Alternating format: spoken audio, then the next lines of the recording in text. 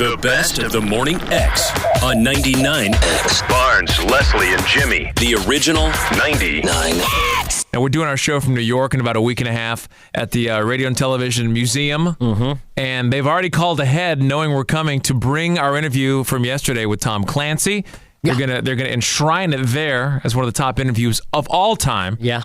It's already people are on talking, his side. People are talking Marconi Award. Oh yeah, which absolutely. It's like a big radio award. Now, Clancy, we all had said in advance, none of us really read his books, although Rich's dad is a big fan, so we invited Rich's dad to join us. But he was our representation from the book reading part. But we are all familiar with his work because it wasn't like we didn't know who he was. I mean, everybody has seen his movies and everybody knows who he is, and you're familiar with his work.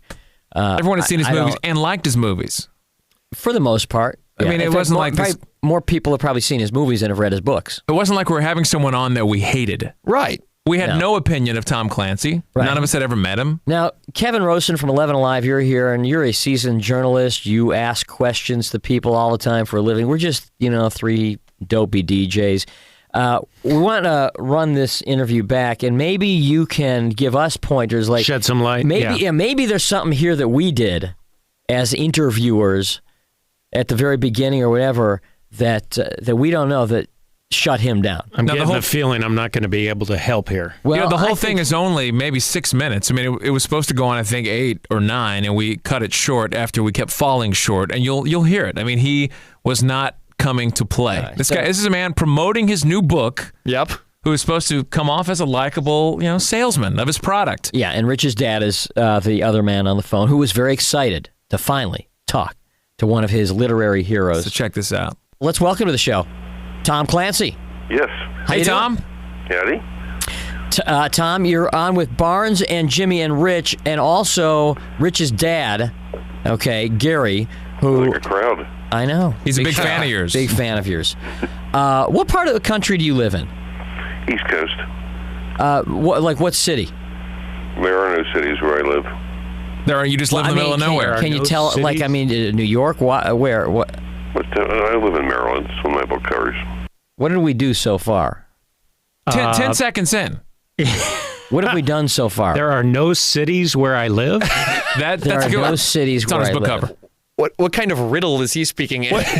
You always expect an interviewee to at least play along a little bit. But right off the bat, there was no playing there. No. Excuse me? Maryland. Okay. I'm curious. You seem a little cloak and daggerish about that. Are you not comfortable with people knowing what part of the country you live in? Well, there are some security issues I do worry about. Kevin, are you aware of security issues, national security issues with Tom Clancy? I'm not. Is he wanted? Is he a wanted man? Is he a wanted man? Not that I know of. I think it's time to go for the jugular. He's an author. He's an author. Security issues. Okay. Really, because of the things you write in your books? Oh, that's part of it. Wow. Okay. So, in the last threw me off there for a second. In the last movie, in Sum of All Fears, I know that in the book it was Arab terrorists, right? Who had the bomb, and when they made the movie, they changed it to Russian. And I'm wondering how that sat with you, or if you had a problem with that. When you do business with Hollywood, the studio is the guy with all the money. And since they have all the money, they make all the rules. It's that simple. Okay. Right. Well, certainly you must have an opinion. They're taking your work, right? Your craft. If you want to be a big boy about it, you just roll with the punch. You just take the check and cash it. You may grumble a little bit, but you don't jump up and down and scream, because it just wouldn't be very mature of you. But wouldn't it be protecting your art form or your writing, though? Well, when they pay a couple $1 million for the rights to the book, you give away the rights. Well, as an author who has movies made of his books, do you mind? I mean, a lot of people who read books are always complaining, well, the movie was nothing like the book. And as an author, are you saying that most authors really don't care as much? Not a question of not caring. It's a question of understanding what the situation is. They have the money. They bought. When you sell the rights to your book, you're giving them the right to interpret it the way they choose. Well, which adaptation of your book do you like the best? Well, I think Red October is the best. Well, you've had like 3 different guys play Jack Ryan. What, Harrison Ford, Alec Baldwin, and Ben Affleck, right? Mm-hmm. Now, which guy do you think most represents what you had in mind as Jack Ryan when you wrote the books? None of the above. It's me. Jack Ryan's obviously me. But Ben Affleck did very well, I thought.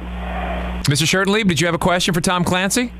Yeah, Tom. Well, first of all, thanks for all the hours that your great stories have filled in airports and hotel rooms and all that stuff for the middle-age group here, and you're a great storyteller. One thing, Tom, I did want to ask, and this is kind of what the guys were talking about, in Patriot games, Tom, why did they change the character that Jack Ryan saved from, I guess it was the Prince of Wales in your book, to just another royal? Was there a reason that the studio did that? I'm having trouble hearing you. Okay, on the character for that was saved by Jack Ryan in Patriots game, the studio changed that from the Prince of Wales to some other royal. Was there a reason? I don't know why they did that. Okay. What is Red Rabbit? Is that a new book you have coming out? That's not a movie, right? It's a book. You haven't noticed? I mean, it's been out since August the 5th. No, Tom, I don't read, unfortunately. Oh, my God. Why am I talking to you? Well, because people read and listen to the show. I was just wondering the same thing. Yeah. I don't read because my attention span is about 30 seconds. Right. But we're all familiar with your work. But we're familiar with your work, and we see the movies, so we have a general idea of what you do. So is Red Rabbit already sold to be a movie as well? Paramount has bought it, yes. Do you like doing these interviews, Tom?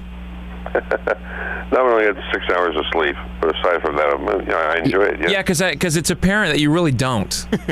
I mean, it just seems like you don't. I'm an author. I'm talking to a guy who doesn't read. I mean, it's but we know your work, and you don't really want to. Well, the questions we're asking you are very valid questions. I think are probably still questions about your work that most people can understand. I mean, or that you. I mean, are these questions that have nothing to do with your work or your property, or are these not valid questions? Well, I suppose they're valid if they provide you with the information you need. But as a practical matter, I write books. I don't make movies. Well, but so many people are familiar with your work through the movies, and so it's still valid discussion. Anyway, hey Tom, thanks for joining us. Say again. Thanks a lot for joining us. Thank you. Okay, a pleasure to see you guys. Yeah, you have a good day, too. All right, bye-bye. What an asshole. Okay. That goes to the archive. Does he make more money from his books or his movies? God, Pete. Hey, Mr. Shirtleib, sorry to drag you through that. Hey, that was great, guys.